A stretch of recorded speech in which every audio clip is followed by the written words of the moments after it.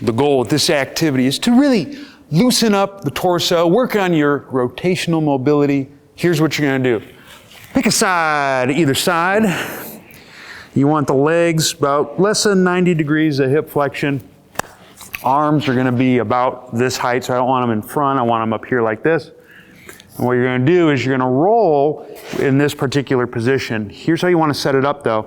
You're gonna just slowly turn and reach your top arm and your top leg over the bottom arm and leg respectively. You're then gonna keep your arm long and your leg, so you don't wanna like retract back as you lift up.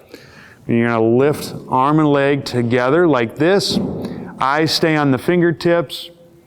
And you're just gonna slowly roll until you flop onto your back, just like that. Just make sure the arm and the leg stay long as you do it. You're nasal breathing throughout. Just like that. Not pulling, keeping them long. One more.